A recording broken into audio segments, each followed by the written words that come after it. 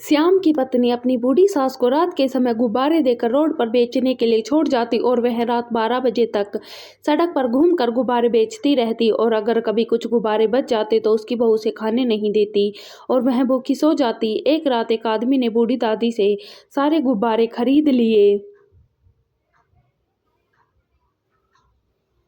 और ज़्यादा पैसे देकर बोला, दादी सर्दी बहुत है, घर जाकर आराम करो। लेकिन थोड़ी देर बाद उस आदमी को बूढ़ी दादी वहीं दिखाई दी तो वह आदमी उसे गाड़ी में बैठाकर घर छोड़ने गया। वह उस आदमी से कहती रह गई कि मुझे अभी घर नहीं जाना। और जब वह दादी को घर छोड़कर लौटने लगा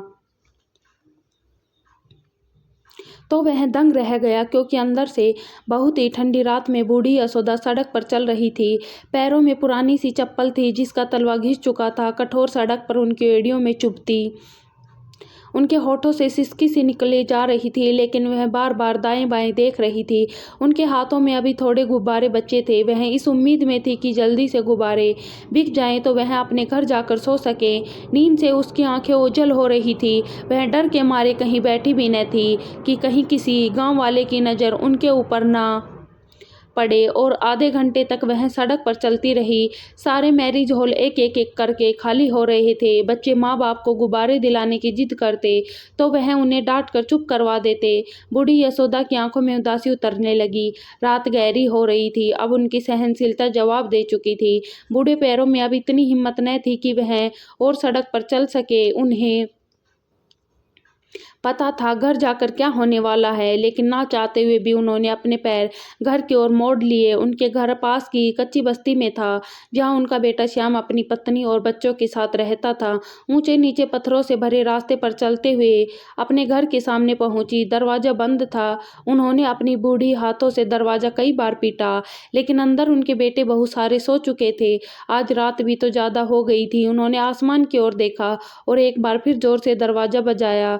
अब की बार किसी ने आकर दरवाजा खोल दिया था। माँ की और हाथ में क्या है? सामने श्याम की पत्नी अनामिका खड़ी थी। यशोदा ने उदास भरी नजरों से अपने हाथों में पड़े गुब्बारों की ओर देखा जो बिके नहीं थे। मैंने बहुत कोशिश की मगर इन गुब्बारों को किसी ने नहीं खरीदा। यशोदा की आवाज में उदासी थी। अनामिका को बहुत गुस्सा आया। बुढ़िया तू कामचोर हो गई है। बस दिन रात सिर्फ खाना खाने और चादर ओढ़ कर सोने का पता है। अगर थोड़ी सी देर गुब्बारे बेचने के लिए भेज दे तो मजाल है कि थोड़ी सी मेहनत कर ले। तू जानती है कि श्याम की कमाई में घर चलना मुश्किल है। अभी अंदर जाकर खांस खांस कर हमारा सोना हराम कर देगी और दवाइयाँ मांगती रहेगी। दवाइयाँ पैसों से आती हैं। कितने पैसे लाई हो? आज बहू ने उनकी मुट्ठी में दबाते हुए पैसे उनसे छीन लिए और पैसे गिनने लगी। वह 200 के लगभग थे। बहू के माथे पर एक बार फिर बल पड़ गया। मैंने कहा भी था कि मुझे कल पनीर खाना है। इन पैसों में कैसे बन पाएगा? अब तेरी सजा यही है कि तू सारी रात यहीं गेट के बाहर खड़ी रहे। कल इन सारे गुब्बारों को बेचना, तभी मैं घर के अंदर आने दूंगी। अनामिका ने खटक से उनके मुंह पर दरवाजा बंद कर दिया। यशोदा की आंखों में आंसू आने लगे। बाहर बहुत सर्दी थी। उनके शरीर पर कोई मोटा कपड़ा भी ना था। इनको पता था अगर बहू ने अंदर नहीं आने दिया तो अब चाहे वह कुछ भी कर ले, दरवाजा नहीं खोलेगी। वह वहीं दरवाजे के सामने रखे हुए 2 पत्थरों पर लेट गई। भूख से पेट में दर्द हो रहा था। आज सुबह से ही उसने कुछ नहीं खाया था। उसकी आंखों से आंसू बह रहे थे। उसका बेटा अंदर से चैन की नींद सो रहा था, मगर किसी को उसकी चिंता न थी। वहीं टूटे हुए दीवार से टेक लगे उसकी आंखें बंद होने लगी। सुबह जब उसकी आंख खुली तो दिन का उजाला फैला हुआ था। दरवाजा खोलकर उसका बेटा बाहर निकल रहा था। वह काम पर जा रहा था। यहाँ बाहर क्यों बैठी हो माँ? पैसों के लालच ने आपको अंधा कर दिया है। किसने कहा कि यह गुब्बारे बेचने के लिए रोड पर मैरिज हॉलों के पास फिरा करो? आधी रात को वापस आती हो, उस समय कौन जाकर तुम्हारे लिए दरवाजा खोलेगा? श्याम गुस्से से बड़बड़ा रहा था। यशोदा बड़ी मुश्किल से उठ खड़ी हुई।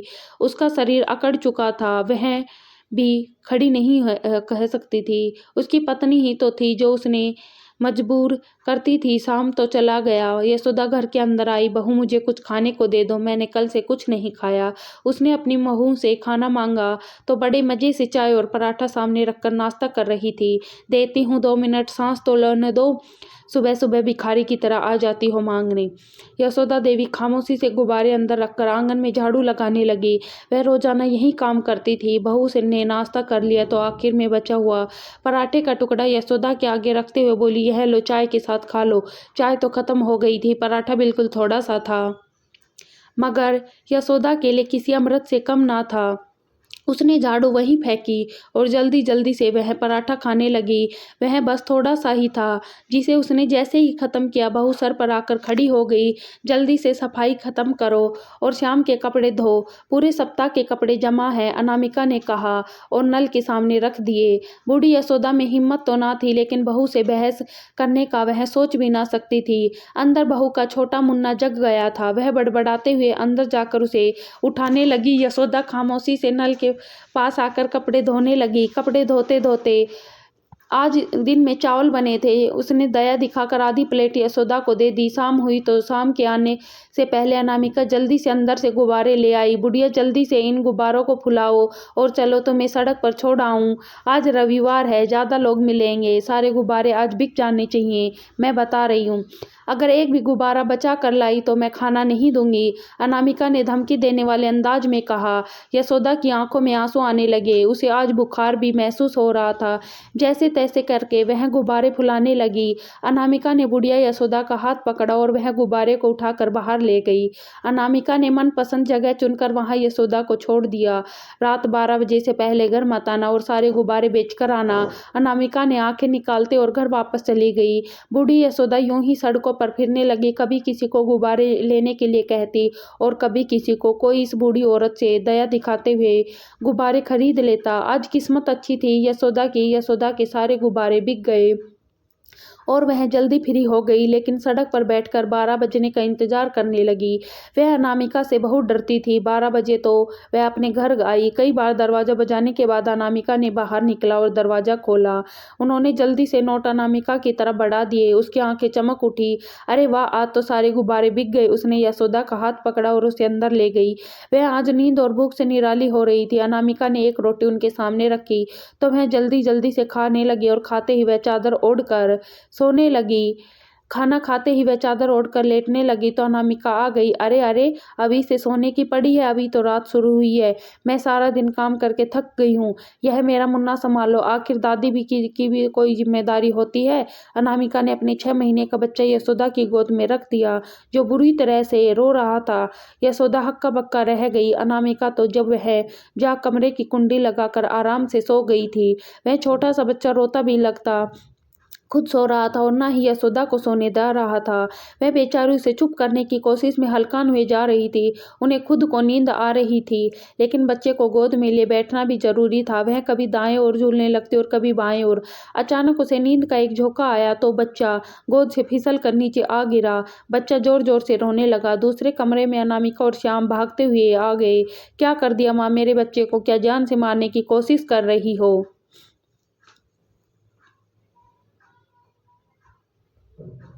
अनामिका लपक कर आगे गई तो श्याम भी बोला, पहली दादी ऐसी देखी है जो माँ बाप की अनुपस्थिति में बच्चे को मारती पीटती है। माँ अगर 2 मिनट उसे अपने पास लेटा लेती तो हमें भी सुकून से सो जाते। सारा दिन अनामिका बेचारी घर के काम करती है, आप तब भी उसकी मदद नहीं करती। अभी थोड़ी देर बच्चा ही पकड़ लेती। श्याम ने हद कर दी थी। यशोदा की आंखों में आंसू आने लगे। घर के सारे काम का तो अनामिका दिन भर उनसे करवाया करती थी।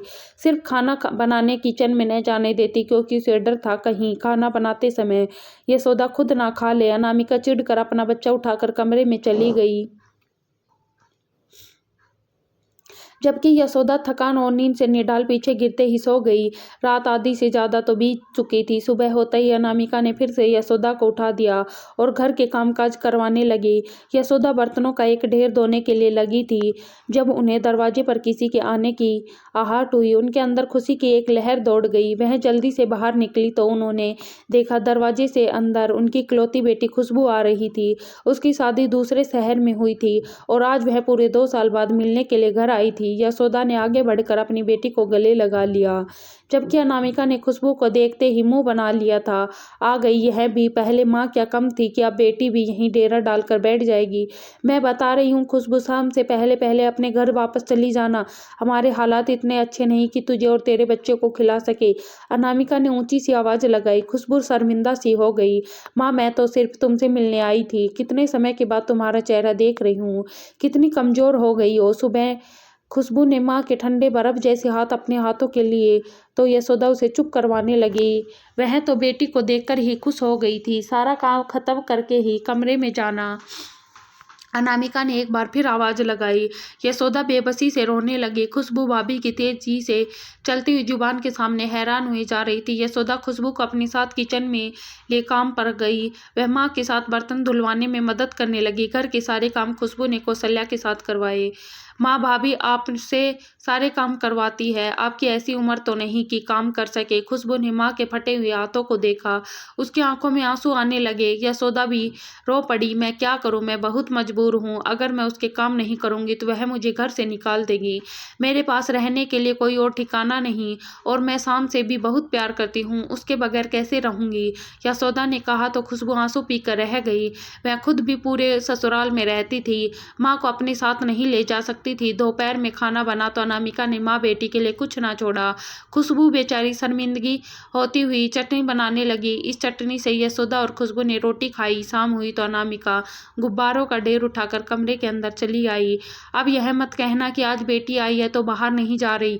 यह सारे गुब्बारे पकड़ो और जल्दी बेच कर आओ। कल मुझे बाजार जाना है, मुझे पैसों की जरूरत है। अनामिका ने कहा तो खुशबू हैरान रह गई। इतनी सर्दी है बाहर, माँ बाहर क्या करने जाएंगी, उसने पूछा तो अनामिका ने एकदम आगे बढ़कर उसे कहा, तुम हमारे घर की बातों में मत बोलो।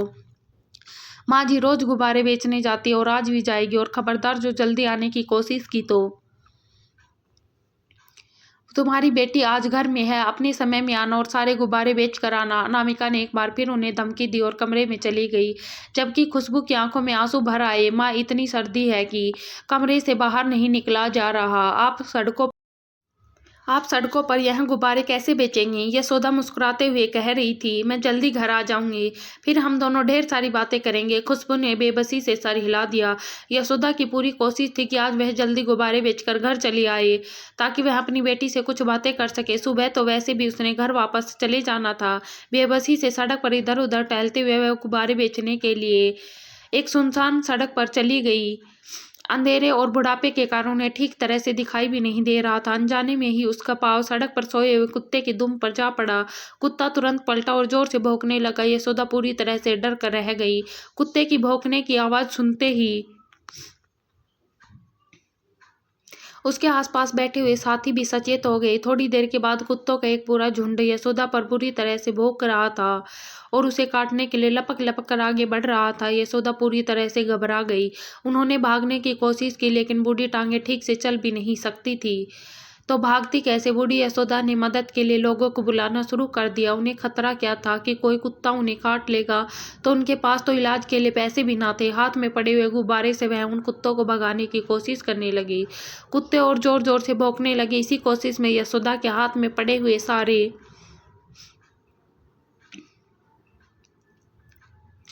गुब्बारे एक एक करके फटते चले गए। तभी दाएं तरफ से एक रिक्शा गुजरा। ड्राइवर ने जो बूढ़ी औरत को कुत्तों से उलझते देखा तो नीचे उतरकर कुत्तों को भगाने लगा। कुत्ते तो भाग गए, लेकिन यशोदा खाली गुब्बारों की डंडियां हाथों में पड़ी देख दिल थाम कर रह गई। अगर वह आज इस तरह घर जाती तो न जाने अनामिका उसके साथ क्या व्यवहार करती। लेकिन आप गुब्बारे तो नहीं थे, नहीं रात भी काफ़ी हो चुकी थी। उन्होंने सोचा अब यहाँ खड़ी तो नहीं रह सकती, घर चली जाती हूँ। इसलिए वह घर वापस आ गई। दरवाजे खुला तो वह अंदर आ गई। अनामिका उनकी बेटी खुशबू पर बुरी तरह से चिल्ला रही थी। उसने यशोदा को खाली हाथ देखा तो बोली, बेच दी सारे गुब्बारे, लाओ पैसे दो। उसने हाथ आगे बढ़ाए मगर यशोदा घबरा गई। मेरे पीछे कुत्ते लग गए थे जिसके कारण सारे गुब्बारे फट गए, एक भी गुब्बारा नहीं नहीं बिक पाया। अनामिका की आंखें हैरत से फैल गई। झूठ बोल रही है बुढ़िया, कुत्ते पीछे नहीं लगे, जानबूझकर सारे गुब्बारे फोड़कर आ गई है ताकि देर तक बाहर न रुकना पड़े और यहाँ आकर खुशबू के साथ मिलकर मेरी बुराइयां कर सके। उसने आगे बढ़कर यशोदा को एक जोरदार धक्का देकर गिरा दिया। वह बूढ़ी औरत दर्द से कहराने लगी। खुशबू लपक कर आगे आई और अपनी माँ को थाम लिया। बुरी तरह से चीख चिल्ला रही थी। उसके हाथ में जो भी बर्तन आता वह उठा उठा कर फेंकने लगी। उसे कल शॉपिंग पर जरूर जाना था, मगर यशोदा ने तो उसके सारे प्रोग्राम पर पानी फेर दिया था। अनामिका का इतना दिमाग खराब हुआ कि उसने खुशबू का सामान उठाकर घर से बाहर फेंक दिया। अभी निकलो मेरे घर से, तेरे कारण तेरी माँ ने आज यह सब किया है, वह चिल्ला रही थी। खुशबू बुरी तरह से घबरा गई।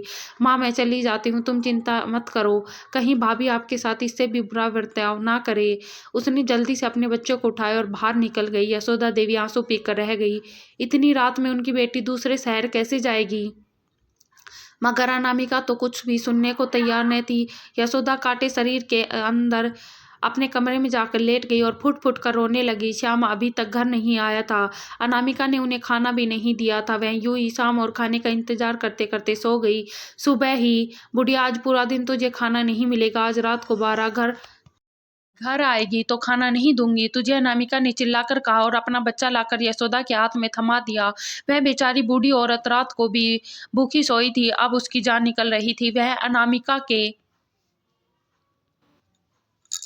बच्चे की संभालते हुए अलकान हुए जा रही थी। श्याम ने तो उसका हाल चाल पूछना ही छोड़ दिया था। बेजान सी चारपाई पर लेटी वह बस शाम का इंतजार करने लगे। उसने सोचा कि सारे गुब्बारे बेचकर वह 12 बजे से पहले घर वापस नहीं आएगी ताकि अनामिका का मूड ठीक हो जाए। शाम को अनामिका ने पटकने वाले अंदाज में गुब्बारे उसके सामने लाकर फेंक दिए। चल बुढ़िया, फुला इन्हें और बेच कर आ, और आज रात 12 बजे से पहले घर आई तो तेरी टांगे तोड़ दूंगी। अनामिका की आवाज में गुस्सा था। उसे लगता था कि जल्दी घर आने के चक्कर में यशोदा या तो गुब्बारे कहीं फेंक देती है या फिर उन्हें कम पैसों में बेच देती है, इसलिए वह 12 बजे से पहले वापस न आने का कहती। यशोदा गुब्बारे उठाकर मरे मरे कदमों से घर से निकल आई। खाली पेट, तेज ठंड और बूढ़ा शरीर, इन सब ने मिलकर यशोदा को बहुत ही ज्यादा कमजोर बना दिया था। जैसे तैसे करके वह एक बड़ी सड़क पर निकल आई जहां कई मैरिज हॉल बने हुए थे। हर मैरिज हॉल में लाइट जल रही थी। तरह तरह के लोग थे। स्वादिष्ट खानों के सुगंध यशोदा की नाक से टकराती तो उसकी भूख बढ़ रही थी। वह उम्मीद भरी नजरों से दाएं बाएं देखने लगी। हर किसी को आवाज लगाकर कहती कि उसे गुब्बारे खरीद ले, लेकिन किसी को उसके गुब्बारों में कोई रुचि नहीं थी। लोग उसे देखते हुए आगे बढ़ जाते और महंगे खिलौने खरीद कर अपने बच्चों को देने लगते। यशोदा की आंखों में आंसू आने लगे। रात गहरी हो रही थी। तेज ठंड से उसके सिर में दर्द शुरू होने लगा। थक कर वह एक फुटपाथ के किनारे पर बैठ गई। गुब्बारे उसके हाथों में ही थे। अब जब अचानक एक बड़ी सी गाड़ी उसके सामने रुकी, यशोदा घबरा गई।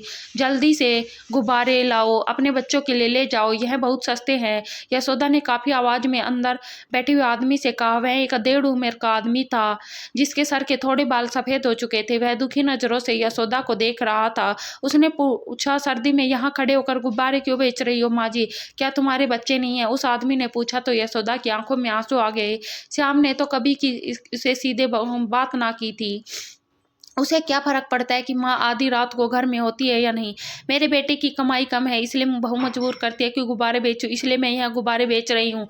आप यहाँ गुब्बारे खरीद लो यशोदा ने कहा तो उस आदमी को उस पर दया आ गई।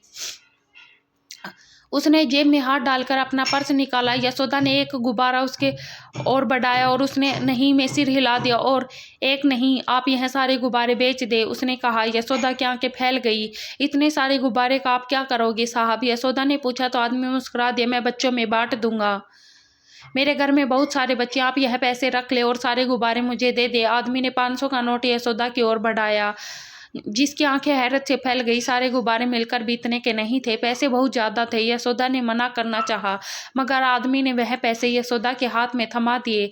शायद वह उसकी मदद करना चाहता था। यशोदा से सारे गुब्बारे लेकर उसने अपनी गाड़ी के पीछे ले हिस्से में भर दिए। यशोदा हैरत से कभी हाथ में पड़े नोट को देखी, कभी उस आदमी को जो अब गाड़ी बढ़ाकर आगे ले जा रहा था। यशोदा ने पैसे हाथ में पकड़े और पास से गुजरते हुए एक नौजवान लड़के से टाइम पूछा। 10 बज रहे हैं दादी, लड़के ने जवाब दिया और आगे बढ़ गया। 12 बजने में अभी पूरे 2 घंटे बाकी थे। अगर मैं समय से पहले घर जाऊंगी तो अनामिका फिर गुस्सा करेगी। यशोदा ने दिल ही दिल में सोच लिया और वहीं फुटपाथ पर पैसे हाथ में पकड़े बैठ गई। ठंडी हवा चलने लगी। यशोदा ने अपनी पल्लू को अच्छी तरह से खुद पर लपेट लिया। थोड़ी देर के बाद उन्हें सामने से वही गाड़ी आती दिखाई दी। शायद यू टर्न लेकर कहीं और जाना चाह रहा था। उस आदमी ने जो सड़क पर यशोदा को बैठे हुए देखा तो उसकी आंखें हैरत के मारी फैल गई। उसने गाड़ी यशोदा के सामने रोकी और बोला, क्या बात है माँ जी, घर क्यों नहीं जा रही? गुब्बारे तो सारे आपके मैंने खरीद लिए, आप इतनी सर्दी में बाहर क्यों बैठी हो? उस आदमी ने कहा तो यशोदा के चेहरे पर शर्मिंदगी फैल गई। शायद वह उसे कोई मांगने वाली समझ रहा था। नहीं बेटा, 12 बजे से पहले घर नहीं जा सकती। तुम नहीं जानते, अगर मैं 12 बजे से पहले घर गई तो मेरे साथ क्या व्यवहार होगा? यशोदा कहकर आंसुओं से भर गई। वह आदमी हैरत भरी नजरों से यशोदा को देखता रहा। यह औरत मांगने वाली या कोई और ना हो, लेकिन उन्हें हालात बता रही कि वह बहुत दुखी है।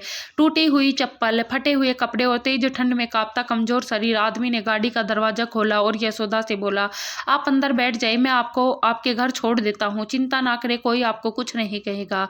यशोदा ने बहुत मना किया, लेकिन उस आदमी ने जबरदस्ती गाड़ी के अंदर बिठा दिया। यशोदा ने उसे अपने घर का रास्ता बताया तो आदमी ने सीधा गाड़ी ले जाकर उनके घर के सामने रोक दी।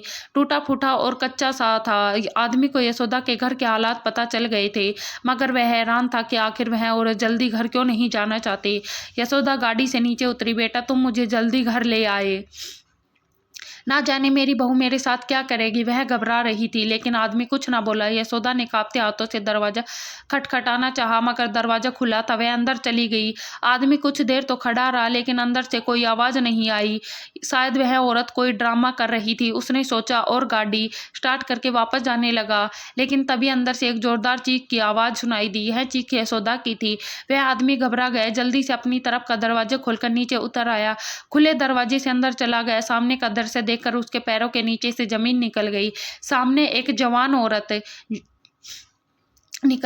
औरत ने बूढ़ी यशोदा को बालों से पकड़ रखा था और जोर जोर से झटका दे रही थी। सच सच बता, आज कहाँ गुब्बारे फेंक कर आई है? आज इतनी जल्दी वापस कैसे आ गई? जब मैंने कहा कि 12 बजे से पहले घर वापस नहीं आना तो तू कैसे आ गई? मुझे तेरे मनहूस अस्तित्व से ही नफरत है। जब तक तू घर में रहती है मैं बीमार रहती हूँ। सारा दिन के बाद थोड़ी देर के बाद लिए घर से निकलती है तो वहाँ से भी कोई ना कोई ड्रामा करके वापस आ जाती है। यहाँ कहाँ गए आज के गुब्बारे? इतनी जल्दी तो नहीं बेच सकती, वह चिल्ला रही थी और यशोदा को बुरी तरह से झंझोर रही थी। यशोदा ने मुट्ठी खोलकर पैसे उसे देना चाहे और रास्ते में ही कहीं गिर गए। अब तो अनामिका को पक्का विश्वास हो गया कि यशोदा झूठ बोल रही है और गुब्बारे कहीं फेंक कर वापस आ गई। उसने यशोदा को एक जोरदार झटके से जमीन पर गिरा दिया तो आदमी जो दरवाजे के पास खड़ा यह सारा दृश्य देख रहा था, एकदम से आगे बढ़ा। छोड़ो इसे, क्यों इस बूढ़ी औरत को मार रही हो? क्या लगती हो तुम उसकी? आदमी ने पूछा तो अनामिका घबरा गई। तो किसी आदमी को भी साथ ले आई? इस उम्र में भी तेरे यह लक्षण है? आने दे, आज तेरे बेटे को तेरी सारी करतूत बताती हूँ। अनामिका जोर से चिल्लाई तो आदमी और यशोदा दोनों ही बुरी तरह से शर्मिंदा हो गए। यह एक अच्छा आदमी है बेटा, इसे ने तो मुझे सारे गुब्बारे खरीदे थे, लेकिन पता नहीं वह पैसे कहाँ गिर गए। यशोदा कांपते हुए रह गई, जबकि उस आदमी को अच्छी तरह पता चल गया कि यशोदा की बहू है जो उनके साथ इतना बुरा व्यवहार तक कर रही है, और यही औरत है जो कि यशोदा को मजबूर करती है गुब्बारे बेचने के लिए। बाद में आगे बढ़कर बोला, खबरदार जो अभी सो बूढ़ी औरत को तुमने कुछ कहा तो मैं ऐसी ही बूढ़ी औरतों के लिए वृद्ध आश्रम में काम करता हूँ। हम लोग ऐसे बूढ़ों को अपने आश्रम में शरण देते हैं जिनके रिश्तेदार तुम्हारे जैसे लालची होते हैं। अब अगर तुमने इस औरत को हाथ लगाया तो मैं पुलिस को बुला लूंगा, सारी जिंदगी के लिए तुम्हें जेल में बंद करवा दूंगा। आदमी ने आगे बढ़कर बूढ़ी यशोदा को उठाया तो उसकी आंखों से आंसू बह रहे थे, जबकि अनामिका कब का सामने खड़ी। चलो माँ जी, मैं तुम्हें अपने साथ लेकर जाऊंगा। अगर इस घर में तुम्हारी जगह नहीं तो हमारे आश्रम में बहुत से बूढ़े लोग रहते हैं, आप भी वहाँ खुशी खुशी रह लेना, उस आदमी ने कहा तो अनामिका घबरा गई। नहीं नहीं माँ जी को कहाँ लेकर जा रहे हो? मेरे सारे घर का काम करती है, मेरे बच्चे को संभालती है और गुब्बारे भी तो बेचती है, इसके बगैर मेरे घर की सारी व्यवस्था खराब हो जाएगी। अनामिका ने उन्हें रोकने की बहुत कोशिश की। जैसा अत्याचार तुम अपनी सास पर करती हो, शुक्र करो मैं पुलिस को नहीं बुलाया, अब तुम्हारा इससे कोई रिश्ता नहीं, मैं लेकर जा रहा हूँ। आदमी ने यशोदा का हाथ पकड़ा, उन्हें लेकर लेकर घर से बाहर निकल गया। अनामिका चिल्लाती रही, लेकिन अब यशोदा भी इस घर से परेशान हो चुकी थी। जिस घर में उन्हें प्यार तो क्या इज्जत भी नहीं मिलती थी, वहाँ उनका क्या काम था। वह उस आदमी के साथ वृद्धाश्रम आ गई। वह उसके जैसे कई बुढ़े आदमी औरतें रहती थी। यशोदा का दिल वहाँ लगने लग गया और कुछ ही समय में उनका स्वास्थ्य भी पहले से अच्छा हो गया। उस आदमी ने अपनी माँ बना लिया और बिल्कुल किसी की माँ की तरह ही उनकी सेवा करता। यशोदा को इस वृद्धाश्रम में अपने घर से कहीं ज्यादा आराम मिलता और अब उसने बाकी का जीवन यहीं बिताने का निश्चय कर लिया।